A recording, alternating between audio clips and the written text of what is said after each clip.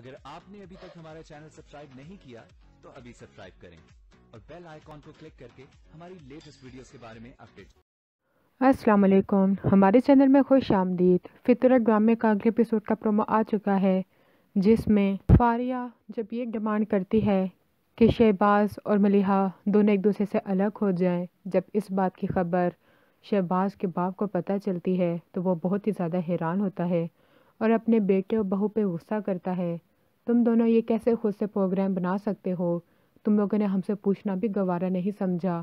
اور تب وہ سمجھداری کے ساتھ کام لیتے ہیں، نقلی خلا نامہ بنواتے ہیں اور وہی فاریہ کو دکھا دیتے ہیں۔ فاریہ اسی بات پہ خوش ہو جاتی ہے اور پنکی کو ان کے حوالے ہمیشہ کے لیے کر دیتی ہے، لیکن شہباز کو فون کرتی رہتی ہے مجھ سے شادی کر لو۔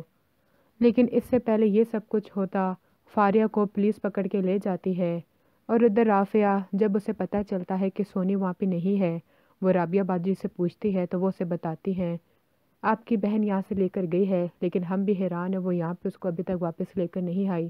اس کو ہم نے کافی زیادہ فون کیے لیکن انہوں نے ہمارا فون بھی نہیں پک کیا۔ رافعہ اور حارث دونوں بہت ہی زیادہ پریشان ہو جاتے ہیں۔ آخر فاریہ آپی نے ایسا کیا ہی کیوں؟ انہوں نے ہمیں بتانا بھی گوارا نہیں سمجھا۔